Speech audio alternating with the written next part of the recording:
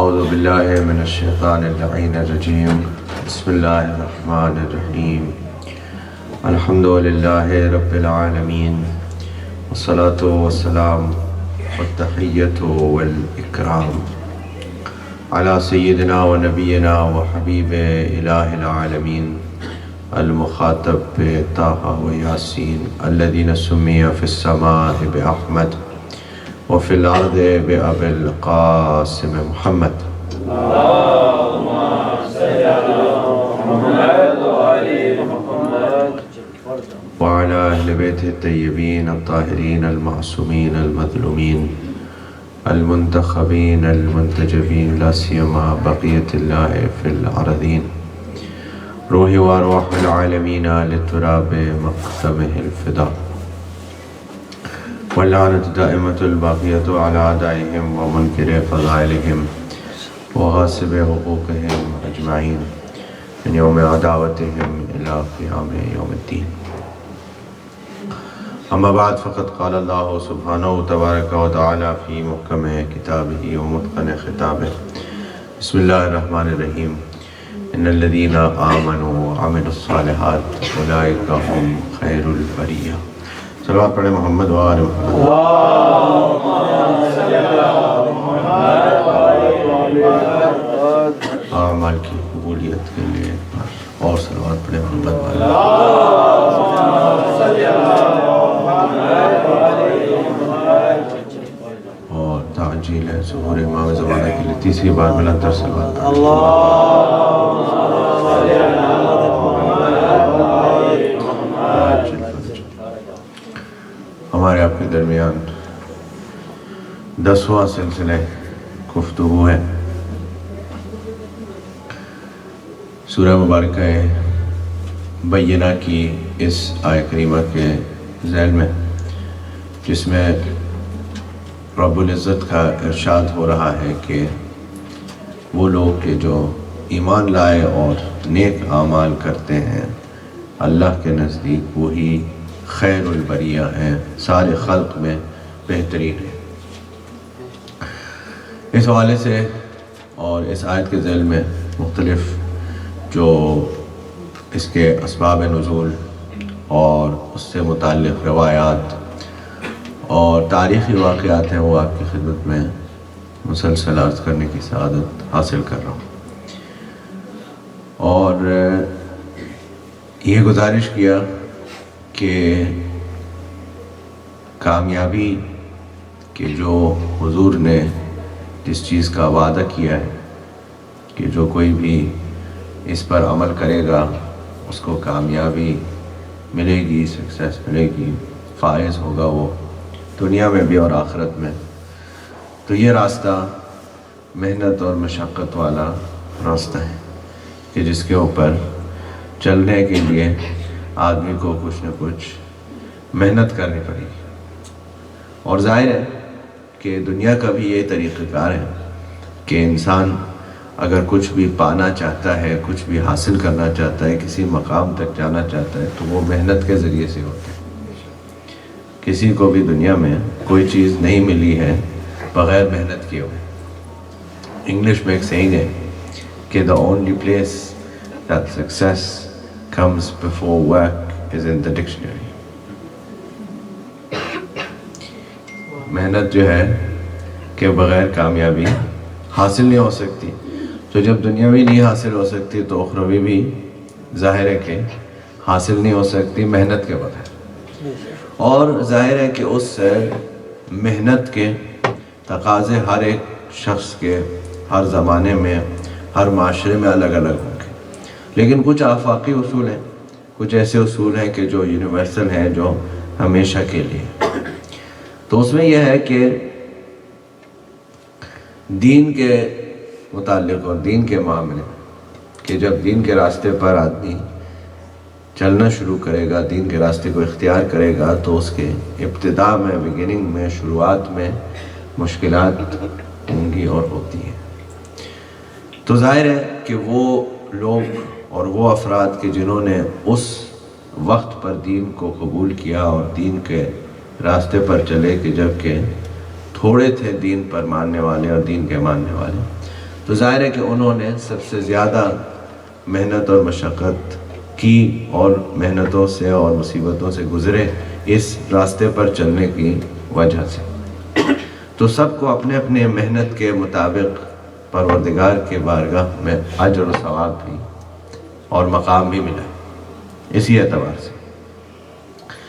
تو ظاہر ہے کہ جیسے جو سلسلہ گفتگو تھا میں نے آپ کی خدمت میں عرض کیا کل کے 4 ایسے حدیث ہیں کہ جن حدیثوں کا یہ حق ہے کہ انہیں سنہرے حروف سے لکھا جائے اور مسلمان بار بار ان حدیث پر غور کریں کہ حضور نے یہ جو باتیں فرمائی ہیں ان کا کیا مقصد ہے۔ اس میں سے 3 حدیثیں آپ کی خدمت میں کل سنائی تھی، ایک حدیث رہ گئی تھی، 4 کا وعدہ کیا تھا، ایک حدیث رہ گئی تھی وہ آج انشاءاللہ وہ حدیث۔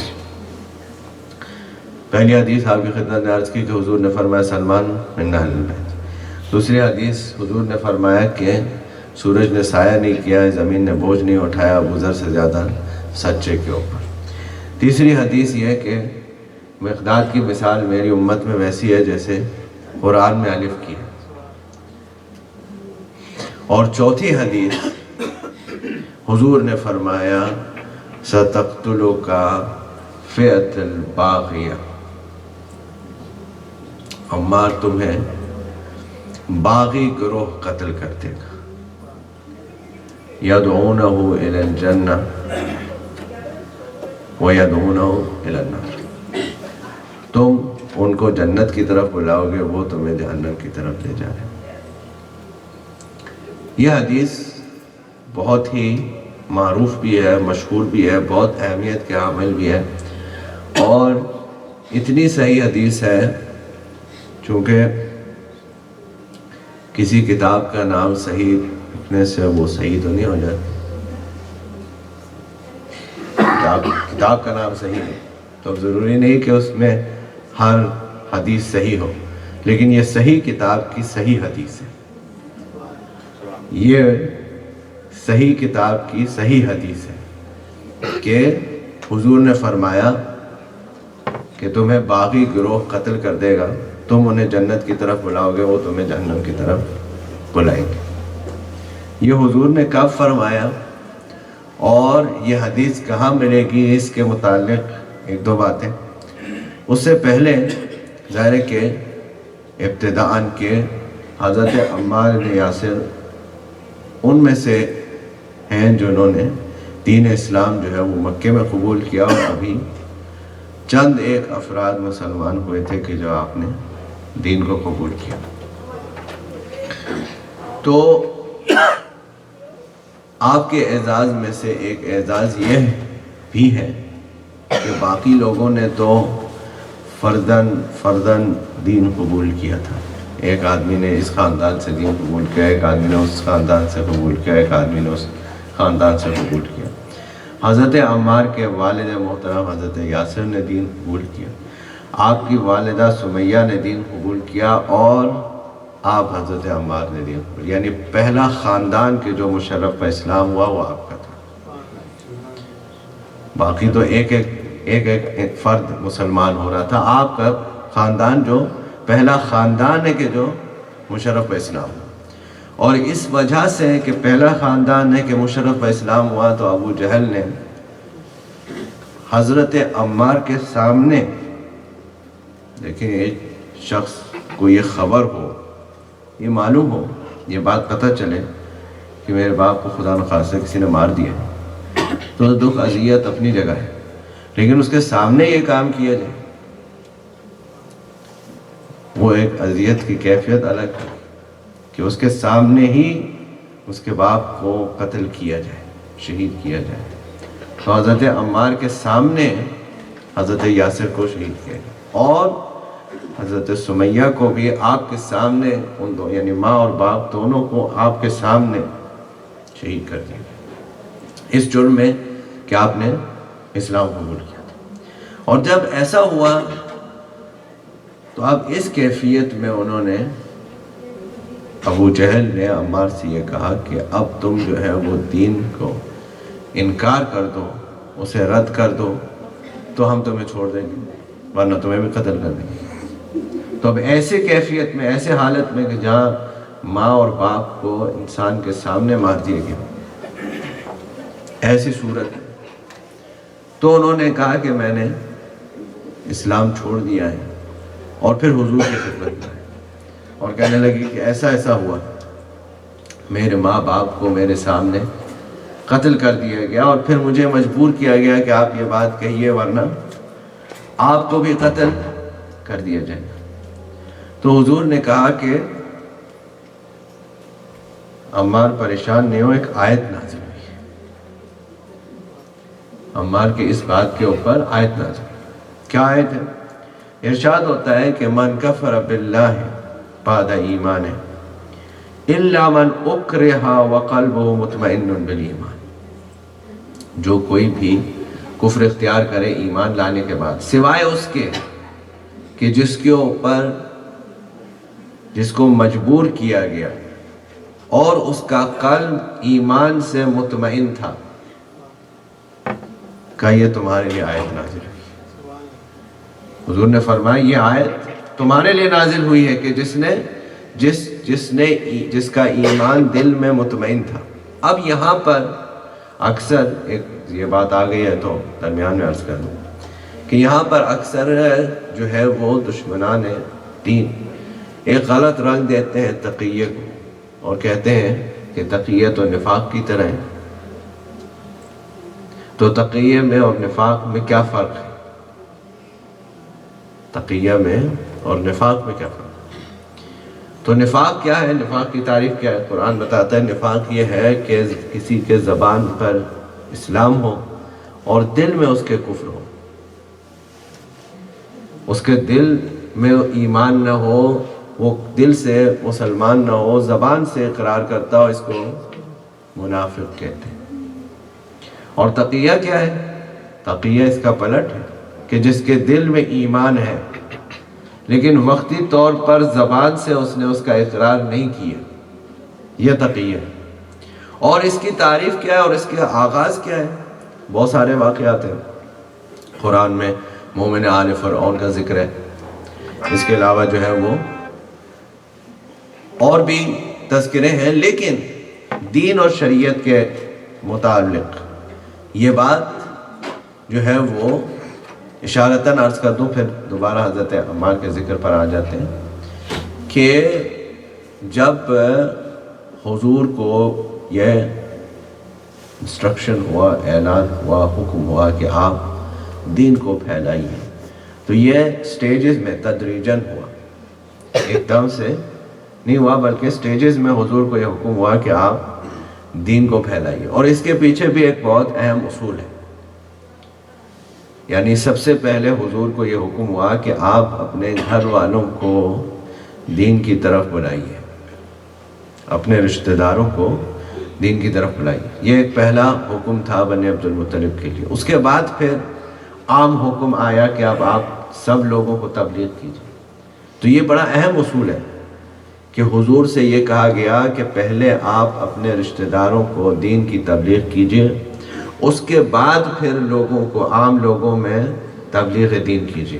یعنی یہ اصول ہمارے لیے بھی ہے کہ سب سے پہلے آدمی اپنے گھر والوں کی فکر کرے، اس کے بعد پھر کسی اور کو جا کر کے دین سکھائے۔ یہ حضور کے جیسا حضور کو حکم دیا گیا تھا ویسا ہی امت کو بھی یہی حکم ہے کہ پہلے آپ اپنے گھر والوں کی فکر کیجیے، اپنے گھر والوں کا خیال کیجیے، اس کے بعد اس تقاضے کو پورا کرنے کے بعد پھر دوسروں کو دین پہنچائیے۔ کیوں؟ یہ اصول ہے کہ اگر ہر شخص اپنے آپ کو اور اپنے گھر والوں کو ٹھیک کر دے گا تو خود بخود معاشرہ ٹھیک ہو جائے گا، خود بخود وہ معاشرہ جس کی ہم سب شکایت کرتے ہیں وہ خود بخود ٹھیک ہو جائے گا۔ لیکن طریقہ کار یہی والا فالو کرنا ہوگا جو حضور نے فالو کیا۔ تو اب حضور کو یہ حکم ہوا کہ آپ اپنے گھر والوں کو دین سکھائیے اور اپنے گھر والوں کو دین کی دعوت دیجیے۔ تو حضور نے کیا کیا؟ مشہور ہے، آیت ہے آپ کو پتہ ہے، وَأَنذِرْ عَشِيرَتَكَ الْأَقْرَبِينَ، آپ اپنے قرابت داروں کو بلائیے۔ تو حضور نے علی سے کہا کہ جا کر بنی عبد المطلب میں یہ اعلان کر دو کہ میرے بھائی محمد کے گھر پہ دعوت ہے۔ حضور نے علی سے کہا کہ جا کر بنی عبد المطلب میں اعلان کر دو کہ میرے بھائی محمد کے گھر پہ دعوت ہے. تو بلا کس کے لیے رہے ہیں؟ دین کی تبلیغ کے لیے بلا رہے ہیں. کہہ کیا رہے ہیں؟ یعنی دعوت ہے. یعنی دین اسلام کا پہلا دن تقیہ سے شروع ہو رہا ہے. دین اسلام کا پہلا دن تقیہ سے شروع ہو رہا ہے. بلا رہے ہیں دین کے لیے، بلا رہے ہیں شریعت کے لیے، بلا رہے ہیں کلمہ پڑھانے کے لیے، اور کہہ رہے ہیں کہ دعوت ہے. تو پتہ ہے کہ دعوت کا کہیں گے سب آ جائیں گے. ملک صلوات پڑھیں تب سے اب تک کوئی فرق تھوڑی آیا ہے. آج بھی دعوت کے لیے کہیں گے تبھی لوگ آئیں گے. مل کے ایک اور صلوات پڑھیں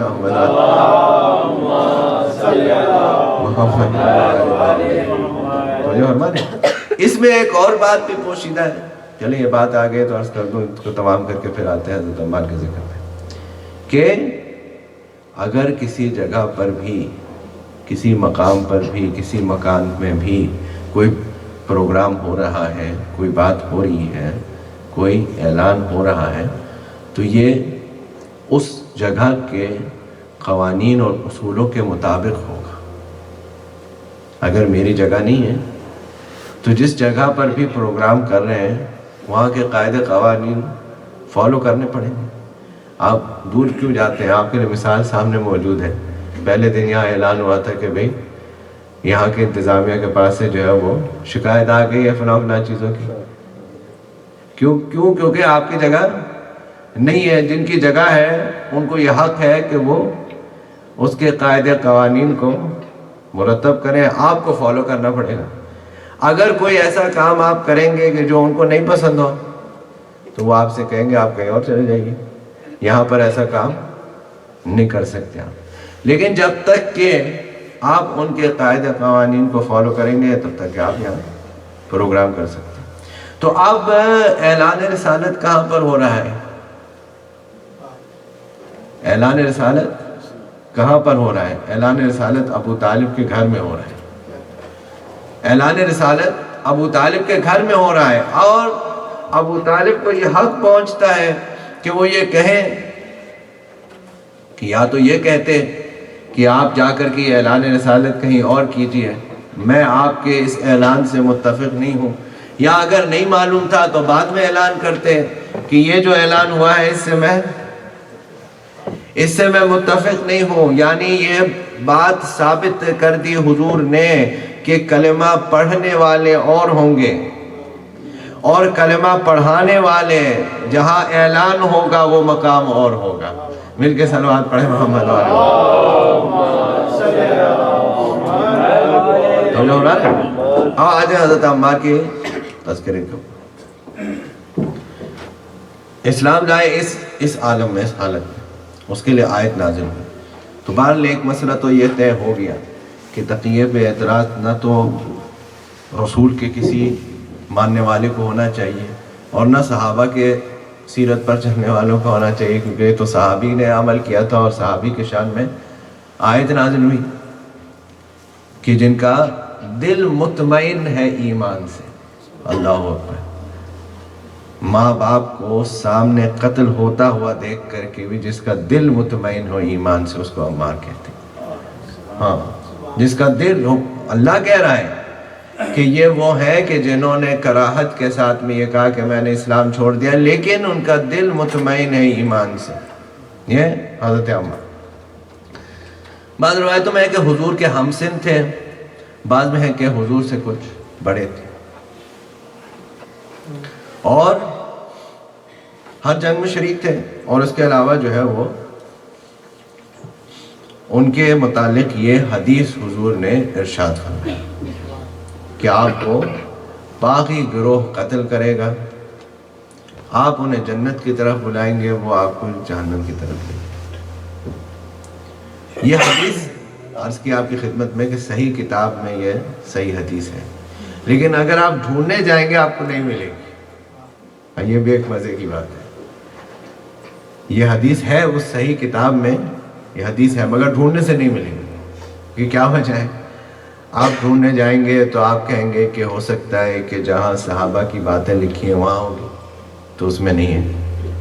آپ ڈھونڈنے جائیں گے کہ جہاں پر جو ہے وہ صحابہ کے فضائل ہیں اس میں نہیں ہے، حضرت عمار کے ذکر میں حدیثیں ہیں اس میں نہیں ہیں، آپ ڈھونڈنے جائیں گے کہ جہاں پر جو ہے وہ شہیدوں کے ذکر ہے وہاں پر بھی نہیں ہے۔ تو ظاہری بات ہے ایسے ہی حدیث ڈھونڈیں گے نا کہ بھائی کس باب میں ہوگی، تو ان سارے باب میں یہ حدیث نہیں ہے کہاں، تو اس کے لیے اس کے تھوڑا سا مقدمہ عرض کرنا پڑے گا کہ یہ حدیث حضور نے کب ارشاد فرمائی، یہ حدیث حضور نے کب ارشاد فرمائی۔ تو جب حضور مدینہ تشریف لے آئے تو سب سے پہلا امر اور کام یہ تھا کہ مسجد کو بنایا جائے۔ تو ظاہری بات ہے کہ مسجد بنائے، آپ حضرات جو بھی زیارات سے مشرف ہو چکے ہیں اور جو نہیں گئے ہیں، خداوند کریم سے دعا ہے کہ سب زیارت پہ تشریف لے جائیں مسجد نبوی میں۔ تو ظاہری بات ہے کہ اب وسعت دے کر اور بڑی ہو گئی ہے، لیکن اس وقت بھی جب بنی ہوگی تو ظاہری بات ہے کہ ایک کام تھا، کوئی ایک آدمی کا، ایک دو آدمیوں کا تو کام مسجد کو تعمیر کرنا نہیں ہے، جبکہ اس زمانے کی بات ہے جہاں سارا مینول کام ہے۔ تو سارے لوگ جو ہیں وہ لگے ہوئے تھے مسجد کے تعمیر میں۔ حضور نے حکم دیا کہ مسجد کو بنایا جائے، تو سب لوگ مسجد کے تعمیر میں، صحابہ کرام سب لوگ شامل تھے۔ لیکن ایک فطری سی بات ہے، اور کسی بھی جگہ بھی کہیں میں بھی اس طرح سے کام ہو رہا ہو جس میں بہت سارے لوگ کام کر رہے ہوں، تو اس میں آپ دیکھیں گے کہ یہ اکثر ایسا ہوتا ہے ابھی بھی۔ کیا چیز؟ کہا کہ اگر کہیں بہت سارے لوگ مل کر کام کر رہے ہوں اور کوئی ایک آدمی زیادہ کام کر رہا، تو جو کام چور ٹائپ لوگ ہوتے ہیں وہ سارا کام اس پر ڈال دیتے، کہتے یہ تو کام کر ہی رہے ہیں، تو وہ ان کے اپنے حصے والا کام بھی انہیں پہ ڈال دیتے۔ تو یہ اکثر ایسا دیکھا جاتا ہے، وہ ہے جہاں جہاں بھی کام مل کر لوگ کر رہے ہیں اکثر ایسا ہوتا ہے۔ تو حضور کے زمانے میں بھی یہی ہوا کہ حضرت عمار جو ہیں وہ زیادہ کام کر رہے تھے، تو وہ کچھ ایک دو لوگ جو ہیں اپنے حصے کی اینٹیں بھی اور اپنے حصے کا کام بھی جو ہے وہ انہیں کے اوپر ڈال دیتے تھے کہ حضرت عمار اوپر سے لے کے نیچے تک گرد آلودہ ہو گئے، اور لوگ اینٹوں پہ اینٹیں ان کے حصے میں ڈالے جا رہے ہیں کہ انہوں نے یہ کہا، حضور سے آ کے شکایت کی کہ یا رسول اللہ میں اتنا کام کر رہا ہوں اور میرے اوپر اتنا بوجھ ڈال دیا گیا ہے کہ مجھے لگتا ہے کہ میں مر جاؤں گا۔ مدینے کی گرمی ہو اور اس میں کام کرنا پڑے، صلوات پڑھے محمد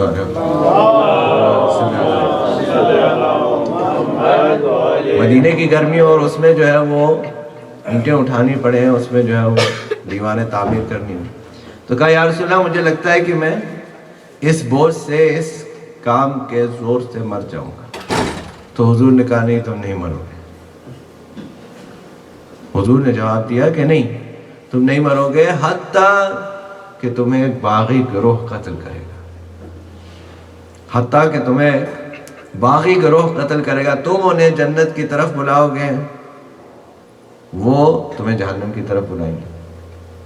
تو یہ حدیث کہاں ہے صحیح کتاب کے کس چیپٹر میں؟ اس چیپٹر میں ایک ہی حدیث ہے، وہ یہ والی حدیث۔ وہ کہاں ہے؟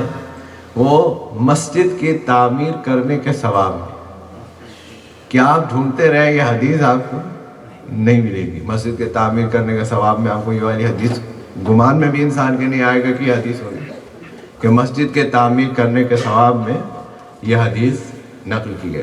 لحاظ سے ٹیکنیکلی تو صحیح ہے، لیکن ظاہری بات ہے اس میں لکھنے والے کی نیت صاف ظاہر ہو رہی ہے کہ حدیث لکھ بھی تھی اور کسی کو ملے بھی نہیں۔ سلمان پڑھے محمد والے کہ سند کے اعتبار سے حدیث درست اور صحیح ہے، لیکن انہوں نے ایسی جگہ لکھتی کسی کو ڈھونڈنے سے بھی یہ حدیث نہ ملے۔ اچھا یہ تو حضور کا زمانہ ہو گیا۔ حضور کا زمانہ جب گزر گیا تو پہلی خلافت کے بعد دوسری خلافت کے دور میں اسلام جو ہے وہ تیزی سے پھیلنے لگا۔ اس پہ بات نہیں کرتے، الگ ایک تفصیلی موضوع ہے، لیکن اسلام تیزی سے پھیلنے لگا اور مختلف نئے نئے علاقے مسلمان ہو گئے. تو ظاہری بات ہے کہ جب نئے نئے علاقے مسلمان ہوئے ہیں تو پھر اب حکومت کی اسٹریٹجی میں فرق آئے گا. ظاہر ہے جب صرف مدینے میں مسلمان رہتے ہیں تو ایک الگ سوچ ہوگی، ایک الگ فکر ہوگی. اب جو مدینے سے باہر پھیل کر کے شام تک بھی اسلام پہنچ گیا ہے اور شام سے آگے ایران تک بھی پہنچ گیا ہے، تو اب جو ہے وہ اسٹریٹجی میں تھوڑا فرق آ رہا ہے. اب ایک سب سے بڑا مسئلہ یہ ہے کہ اب ایران کی سرحد تک جو ہے وہ اسلام پہنچ گیا، تو مدینے سے لے کے ایران کا فاصلہ بہت زیادہ ہے. اگر کوئی مسلمان حکومت پر ایران کے بارڈر پر حملہ کر دے تو مدینے سے فوج چلے گی تب تک کہ تو وہ اندر بھی آ جائیں گے. تو ایسی جگہ پر فوجیں رکھنے کی ضرورت ہے کہ جہاں اگر وہاں اس بارڈر پہ حملہ ہو جائے تو فوری وہاں تک پہنچ سکیں. اتنے فاصلے پہ ہو کہ مدینے سے بھی اتنا ہی فاصلہ ہو اور وہاں اس سرحد سے بھی اتنا ہی فاصلہ ہو. تو اب دوسری خلافت کے زمانے میں جو ہے وہ مقام تلاش کیے گئے کہ کون سی وہ جگہیں ہوں کہ جہاں پر فوجوں کو رکھا جائے تاکہ اس طرح سے اگر فوج کی ضرورت پڑے تو جلدی سے ان کو موبلائز کیا جا سکے. تو پہلے بصرہ شہر کو چنا گیا کہ یہاں پر فوجوں کو رکھا جائے. اچھا بصرہ آپ لوگوں کو پتہ ہے کہ سمندر کے پاس ہے. تو بصرہ شہر میں جا کر کے تھوڑے دن جو ہے وہ انسپیکشن ہوا اور اس پر جو ہے غور و خوض ہوا کہ یہاں پر فوجوں کو رکھا جائے یا نہیں.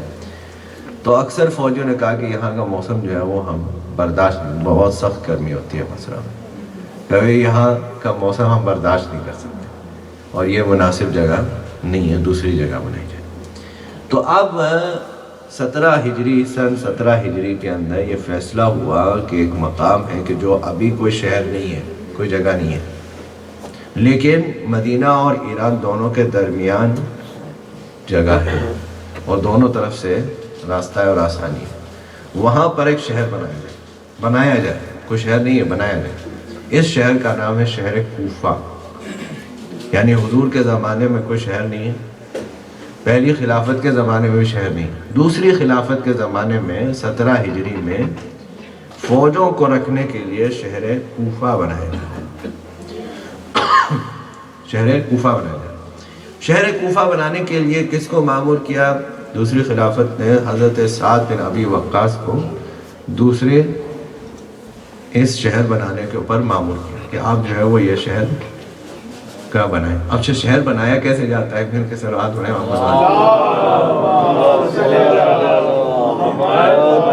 آج کے زمانے میں یہ بات سمجھانا تھوڑی سی مشکل ہے، تھوڑا سا میرے ساتھ دینا پڑے گا. اس لیے کہ لوگ رہتے ہی شہروں میں آج کل، اس لیے شہر بنائے نہیں جاتے، شہر منتقل ہوتے ہیں. ہم ایک شہر میں رہتے تھے، ایک شہر سے دوسرے شہر میں چلے گئے، دوسرے تیسرے میں چلے گئے. شہر تو پہلے سے بنے ہوئے تھے. تو آج کے زمانے میں تو یہ بات مطلب تھوڑی معقول نہیں لگ رہی. لیکن اس زمانے کے پیش نظر ہے یہ بات کہ جب عرب لوگ شہروں میں نہیں رہتے تھے، عرب لوگ تو قبیلوں میں رہتے تھے، عرب تو قبیلوں میں رہتے تھے، اور قبیلوں میں جو لوگ رہتے ہیں تو پھر ان کو شہر میں لانا پڑتا ہے، شہر بنانا پڑتا ہے. تو حضرت سعد بن ابی وقاص کو یہ حکم دیا گیا کہ آپ جو ہے وہ مختلف قبیلوں کو، لوگوں کو جمع کر کے ان کو یہاں پر آباد کیجیے. ظاہر صرف فوجی تو نہیں رہ سکتے، لوگوں کو بھی رہنا ہے، سویلینز کو بھی رہنا ہے، تب سے شہر بنے گا. تو ان کو معمول کیا اس کام پر کہ شہر بنایا جائے. انہوں نے شہر بنا دیا، ان کا انتقال ہو گیا. اس کے بعد میں پھر اب دوسری خلافت کو ضرورت پڑی کہ کسی کو گورنر بنایا جائے شہر کوفہ کا. یہ ساری تمہید اس لیے آتی ہے، شہر کوفہ کا گورنر بنایا جائے. شہر کوفہ مینیج کون کرے گا؟ تو دوسری خلافت کے زمانے میں بہت سارے نئے کام ہوئے. اس میں سے ایک نیا کام یہ کہ انہوں نے ایک فلسفے کو وضع کیا کہ جس کا نام ہے فلسفہ سابقہ. سابقہ کیا مطلب؟ سابقہ کا مطلب یہ ہے کہ جو سبقت لے گیا. سابقہ سے مراد یہ ہے کہ جو سبقت لے گیا. اس سے کیا مطلب ہے؟ ایسے مطلب یہ ہے کہ جو کوئی بھی پہلے اس اعلان رسالت کے پہلے سال میں مسلمان ہوا اس کو فضیلت ہے اس پہ جو دوسرے سال میں ہوا، اس کو فضیلت ہے اس پہ جو تیسرے سال میں ہوا، وغیرہ وغیرہ. یہ رسول اللہ نے نہیں بنایا تھا، یہ فلسفہ رسول اللہ کا نہیں ہے. رسول اللہ کا فلسفہ یہ ہے کہ جو ایمان صاحب ایمان ہے، جو تقوی والا ہے، اس کی فضیلت ہے، نہ کہ کون پہلے اسلام لایا کون بعد میں لایا. یہ دین کو اس چیز سے کوئی سروکار نہیں ہے. لیکن یہ بہرحال فلسفہ انہوں نے وضع کی، اور اس فلسفے کے تحت، یعنی اس بات کے تحت نہیں کہ ہمارے یہاں سے بہت اچھا آدمی ہے، اس فلسفے کے تحت کہ وہ سابقہ میں سے تھے، یعنی دین لانے میں سبقت کی انہوں نے، اس فلسفے کے تحت انہیں کوفے کا گورنر لگایا گیا. اور کوفے کا گورنر لگایا گیا. دوسری خلافت کے دور میں وہ کوفے کے گورنر اور والی رہے اور بہت سارے کام کیے. اور جب دوسرے خلیفہ دنیا سے چلے گئے تو تیسرے خلیفہ کے زمانے میں ان پر الزام کے بازار کو گرم کیا گیا کہ کیسے ان کو ہٹایا جائے. ظاہری بات ہے کسی کو کوئی الزام لگایا جائے گا تبھی ہٹایا جا سکتا ہے، تبھی ان کو کہا جائے گا کہ یہ گورنر رہ سکتے. تو ان کے اوپر یہ الزام لگایا گیا نقل کفر، میں روزے کی حالت میں ہوں، نقل کفر نہ باشد، زبان جل جائے یہ بات دہراتے ہوئے کہ حضرت عمار معاذ اللہ ثم معاذ اللہ، خدا نہ کرے کافر ہو گئے، مرتد ہو گئے. اور عمار معاذ اللہ ثم معاذ اللہ نماز نہیں پڑھتے، معاذ اللہ ثم معاذ اللہ شراب پیتے. یہ سارے الزام ان پر لگائے گئے کہ کس طرح سے ان کو کوفے کے گورنر سے ہٹایا جا سکے. وہ الزام وہاں پہنچے، اب تیسری خلافت کا زمانہ ہے، وہ الزام لگائے گئے ان کے اوپر، ان کو ہٹا دیے گئے. ان الزاموں کے تحت، الزام کے بنا پر ان کو ہٹا دیا گیا. ان کے جگہ پہ جس کو بنایا گیا، بس ایک جملہ عرض کر کے پھر بات آگے بڑھا. ان کی جگہ پر تیسری خلافت نے اپنے رشتہ دار ولید بن عقبہ کو گورنر بنایا. ان کے فضائل میں صرف ایک جملہ کافی ہے کہ وہ ایک دن نشر میں نماز پڑھانے کے لیے آئے تھے اور 2 رکعت کے بجائے 4 رکعت نماز مسجد کوفہ میں انہوں نے پڑھائی تھی. اور پھر مڑ کے کہنے لگے کہ آج ترنگ میں ہوں کہو تو 2 اور پڑھا. صرف ہاتھ پڑھے محمد اور جب ان کی شکایت ہوئی تو تیسری خلاف نے کہا وہ میرے رشتہ دار ہیں، اس لیے میں ان کو نہیں بتاؤں. بہرحال جب صحابہ کی باتیں ہوں گی تو پھر یہ سب باتیں نکلیں گی. بہرحال ایک سلوات پڑھے محمد بال حضرت عمار حضور کے زمانے میں، پھر آپ کے بعد مولا علی علیہ السلام، یعنی خلافت اس زمانے میں، خلافتوں کے زمانے میں، اور پھر مولا علی علیہ السلام کے ظاہری خلافت کے زمانے، یعنی صحابہ کرام میں سے سن رسیدہ میں سے ایک ہے. کہ ظاہر ہے حضرت سلمان کا بھی انتقال ہو گیا، ابو ذر کا بھی ہو گیا، مقداد کا بھی ہو گیا، حضور کے زمانے کے زیادہ تر لوگوں کا انتقال ہو گیا. ابھی حضرت عمار ہے اور حضرت علی کے ظاہری خلافت کا زمانہ ہو گیا. حضرت علی کے ظاہری خلافت کے زمانے میں جنگ جمل میں بھی شریک ہے، اور اس کے بعد جنگ صفین میں شریک ہے. اور جنگ صفین میں 93 ایئرز اولڈ ہیں حضرت عمار بن یاسر. 93، 40 کے اوپر کوئی چلا جاتا ہے، کہتا ہے مجھ سے کوئی کام نہیں ہوتا. حضرت عمار یاسر 93 ایئرز اولڈ ہیں اور جنگ میں شریک ہیں، جنگ جمل میں شریک ہوئے، جنگ صفین میں بھی شریک ہیں. اور لوگ ان سے کہتے ہیں کہ آپ جو ہیں وہ تو بوڑھے ہو گئے، آپ کے اوپر جہاد ساقط ہے. اور حقیقت ہے یہ، جو کوئی بھی سن رسیدہ ہو جائے، بوڑھا ہو جائے تو اس کے اوپر جہاد ساقط ہے. تو ان سے لوگ کہتے ہیں کہ آپ تو بوڑھے ہو گئے، آپ پر تو جہاد ساقط ہے. تو کیا فرماتے ہیں کہ علی کی محبت نے مجھے جوان کیا، علی کی محبت نے مجھے جوان رکھا ہوا ہے، اپنے آپ کو بوڑھا تصور نہیں کرتا، اور علی کے لیے میں جان دینے کے لیے تیار ہوں. ہاں، یعنی یہ ہے ایمان کا جذبہ. کون؟ وہ جو خیر البریہ ہے، کہ جنہوں نے مصیبتیں آغاز اسلام سے دیکھی ہیں اور زندگی کے اختتام تک بھی وہ جذبہ کم نہیں ہوا. 93 ایئرز اولڈ ہو کر بھی جذبہ جان دینے کا، فداکاری کا، دین کے اوپر قربان ہونے کا جذبہ کم نہیں ہوا. تو اب جب وہ آئے میدان صفین کے اندر اور ان کو شہید کر دیا گیا۔ ایک روایت اور بھی ہے کہ حضور سے انہوں نے پوچھا تھا کہ میں کب شہید ہوں گا، تو حضور نے یہ کہا تھا کہ جب تمہیں دودھ کا پیالہ کوئی دے گا تو سمجھ جانا کہ تم شہید ہونے والے۔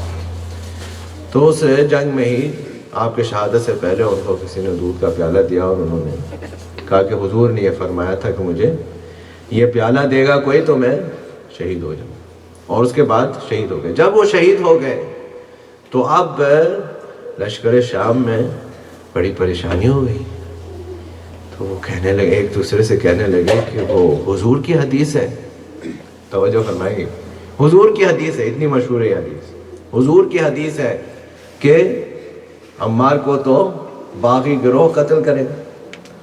تو ہم وہ باغی گروہ ہو گئے، چونکہ ہمارے طرف سے آدمی نے حضرت عمار کو قتل کیا، اس کا مطلب ہے ہم باغی گروہ ہو گئے۔ اب حضور توجہ فرمائیے آپ اس بات پر، یہیں پہ بات تمام، باقی باتیں کر۔ جنگ کس سے ہو رہی ہے؟ جنگ کس سے ہو رہی ہے؟ جنگ تو مولا علی سے ہو رہی ہے۔ مولا علی کے بارے میں حضور نے کیا فرمایا ہے؟ مولا علی کے بارے میں حضور نے کیا فرمایا کہ جو کوئی بھی علی سے جنگ کرے گا فقط کفر، دین سے خارج ہو گیا۔ جس نے بھی علی سے جنگ کی، یہ روایتیں کون کر رہا ہے؟ وہی لوگ جو بعد میں جنگ کرنے کے لیے آ رہے ہیں، انہی سے روایتیں ہیں، صحیح کتابوں میں یہ روایتیں انہی لوگوں سے ہیں۔ بلکہ بعد میں کسی نے پوچھا بھی، کہا کہ بھئی جب آپ کو پتا تھا، آپ یہ کہہ رہی ہیں، آپ یہ کہہ رہی ہیں کہ علی سے جنگ کرنے والا یا علی سے جنگ کرنا کفر ہے، تو پھر آپ کیوں گئی تھی؟ انہوں نے کہا بھئی فلاں نے مجھے بہکا دیا تھا، اس نے بات کی طرف نہیں جاتے۔ لیکن بہرحال وہ جنہوں نے جنگ بھی کی وہ روایتیں کر رہی ہے حدیثیں۔ اچھا تو بھئی کیا عمار کے قتل کی انتظار کی ضرورت تھی آپ کو؟ توجہ فرمائیں، علی سے جنگ کر رہے ہیں، علی سے جنگ کرنا تو کفر ہے، علی سے جنگ کرنا کفر ہے۔ عمار کے قتل ہونے کا انتظار کریں کہ کہیں کہ ہم باغی گروہ ہو گئے، بھئی علی سے جنگ کرنا ہی کفر ہے، تو حضور کی حدیث ہے۔ اچھا عمار کے متعلق حضور نے فرمایا تھا کہ عمار حق کے ساتھ ہیں، کہ اس کا مطلب ہے ہم باطل ہیں؟ کہ عمار کے لیے صرف یہ فرمایا تھا کہ عمار حق کے ساتھ ہیں۔ علی کے لیے کیا فرمایا تھا؟ ہاں وہی، پھر کوئی پریشان ہو جائے کہ بھئی پھر اہل بیت علی کا کیا ہو؟ علی کے لیے ایک اور بات فرمائی تھی، خدا فرق واضح کیا تھا، فرمایا تھا علی حق کے ساتھ ہے، حق علی کے ساتھ ہے، اے اللہ حق کو ادھر موڑ دے جدھر علی جائیں، یعنی عمار حق کے پیچھے چلیں گے، عمار حق کے پیچھے چلیں گے، لیکن علی وہ ہے جو آگے چلے گا، حق علی کے پیچھے چلے گا۔ مل کے صلوات پڑھیں محمد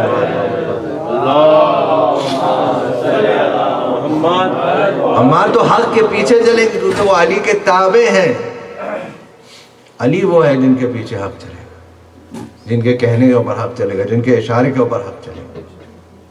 کہیں کیا عمار کے قتل؟ تو عمرو عاص کہنے لگا کہ ہم ذمہ دار تھوڑی ہیں۔ عمرو عاص نے کہا ہم ذمہ دار نہیں ہیں۔ کیا پھر؟ کہا اگر علی عمار کو میدان میں لاتے ہی نہیں تو قتل نہیں ہوتا، تو خدا خواستہ علی ذمہ دار ہے۔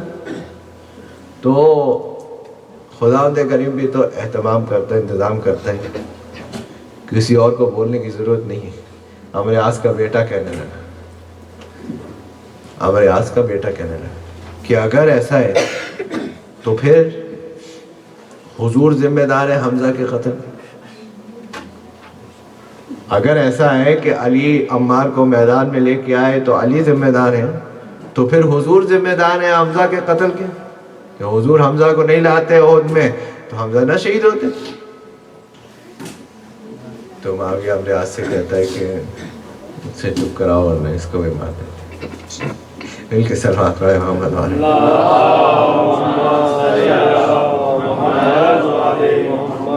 بہرحال یہ ثابت کیا کہ آخری بات تو پھر دو مسائل اور پھر تو کہ حضرت عمار کے زندگی کا یعنی دین کا پہلا دن تقیہ سے شروع ہوا تھا۔ لیکن جب حق گوئی کی بات آئی تو آپ نے حق کے اوپر سٹینڈ لیا، کلام کیا، اس کے لیے آپ نے کوڑے بھی کھائے، آپ کو مارا پیٹا بھی گیا، لیکن آپ نے حق کے اوپر سٹینڈ لیا اور یہ بتایا کہ دیکھو کوئی ایک کام یا کوئی ایک اصول دین کا الگ سے نہیں لیا جا سکتا، پورا پیکج ہے اسلام۔ خلاصہ ساری بات کا آج کے خلاصہ یہ دین جو ہے وہ پورا پیکج ہے۔ جہاں تقیہ کی ضرورت ہوگی وہاں تقیہ کر لیں، جہاں حق کو بیان کرنے کی ضرورت ہوگی وہاں حق بیان کر لیں۔ ہاں آج کل کیا ہوتا ہے، کوئی ایک حدیث لے آتا ہے، کہتا ہے یہ حدیث میں یہ لکھا، بھائی لکھا ہوا ہے وہ صحیح حدیث ہے، لیکن دین ایک حدیث کے اوپر نہیں ہے، دین پورا پیکج ہے۔ حضرت عمار کی سیرت یہ ثابت کرتی ہے کہ جہاں پر تقیہ کی ضرورت ہے وہاں تقیہ کی، جہاں پر حق گوئی کی ضرورت ہے وہاں حق گوئی کی۔ کچھ لوگ آ جاتے کہتے ہیں بس تقیہ کرنا چاہیے، حق کو بیان ہی نہ کریں، خاموش ہو جائیں، یہ غلط۔ اور کچھ لوگ آتے کہتے ہیں بس کھلے عام باتیں کرو، تقیہ کی ضرورت نہیں۔ دین نے ثابت کیا جہاں تقیہ کی ضرورت ہے وہاں تقیہ کرنا ہے، جہاں حق کو بیان کرنا ہے وہاں حق بیان کرنا ہے۔ یہ حضرت عمار کی سیرت ہے۔ اب یہ طے کرنے کے لیے اصول بیان کر دیے گئے کہ کہاں تقیہ کرنا ہے، کہاں حق کو بیان کرنا ہے۔ ان اصولوں کے مطابق جو ہے وہ عمل کرنا، یہی کام ہے اتباع اور اہل بیت علیہ السلام کی پیروی کا۔ بس بات تمام ہو گئی، انشاءاللہ باقی کی باتیں یہیں سے کل آگے عرض کریں گے، اور جو 2-3 منٹ ہیں اس میں جو باقی کے مسائل ہیں ان کو عرض کر دیں۔ مل کر ایک صلوات پڑھیں، محمد وعلی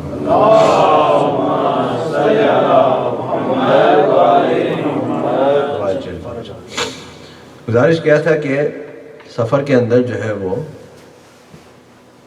مختلف ایسے مواقع آتے ہیں کہ جس میں انسان کو سفر کے باوجود بھی پورا نماز بھی پوری پڑھنی ہے اور روزہ بھی نارمل رکھنا ہے۔ اس میں سے ایک یہ ہے کہ مثلاً ایک جگہ پر کوئی شخص کام کے سلسلے میں، پڑھائی کے سلسلے میں، یا حتیٰ چھٹی کے سلسلے میں، تفریح کے سلسلے میں، ہالیڈے کے سلسلے میں رہتا ہے، چاہے کہ وہاں پر اس کا کوئی گھر نہ ہو، کوئی پراپرٹی نہ ہو، لیکن وہ رہتا ہے اس جگہ پر۔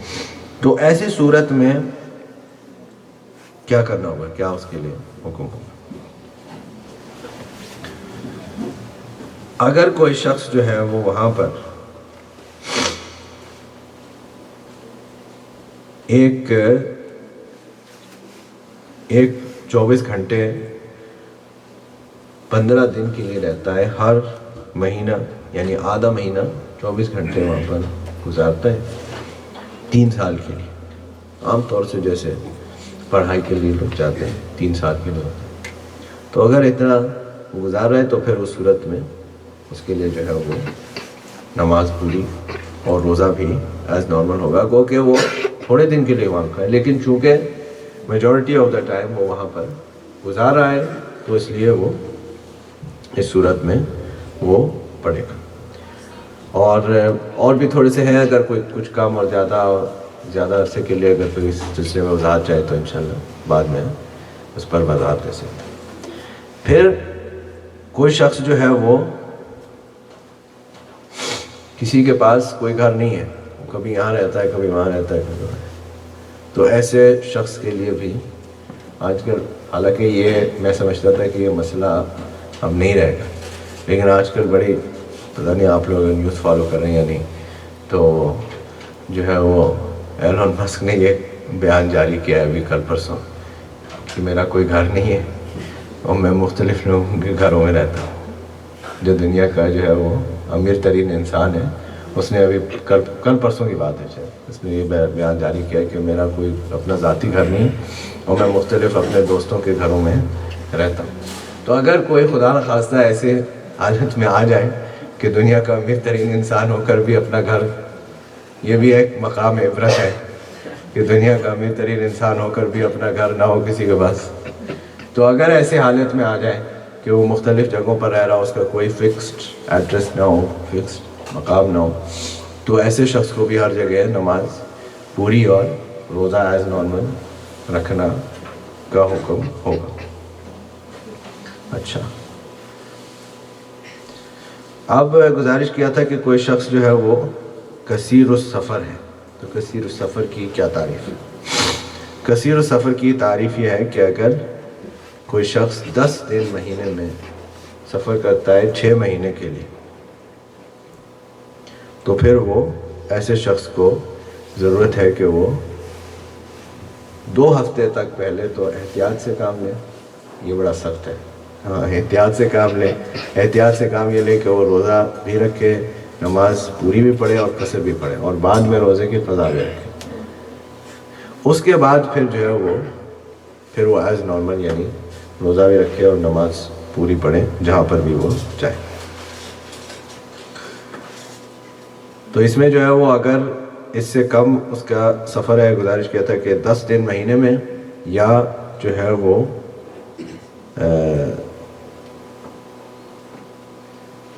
3 مہینے میں 1 مہینہ اور 6 مہینے میں 2 مہینے. اگر اس سے کم ہے تو پھر وہ جو ہے وہ قصر کرے گا، اور اگر اس سے زیادہ ہے تو پھر تمام اور روزہ بھی رکھے گا. تو ظاہر ہے اگر یہ دونوں مسئلے تھوڑے سے پیچیدہ ہیں اور اس میں تھوڑے اور مسائل ہیں، اگر کوئی کسی کے لیے اپلائی ہوتا ہے تو بعد میں وہ انشاءاللہ آ کر وضاحت لے سکتا ہے. اور میرے خیال سے وقت ہو گیا ہے تمام. الحمدللہ رب العالمین، وصلی اللہ علی محمد وآلہ الطیبین الطاہرین. اللہم صلی محمد وآل محمد.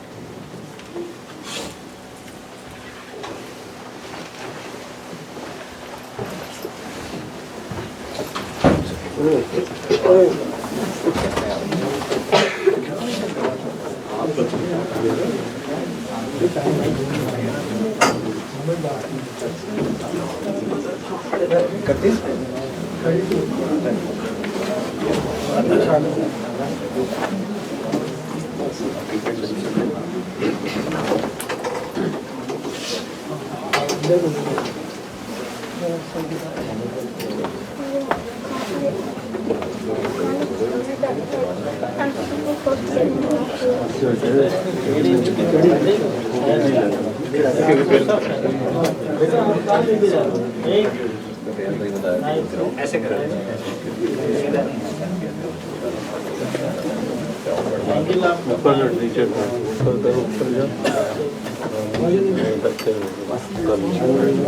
اندر کر دو. ٹھیک ہے.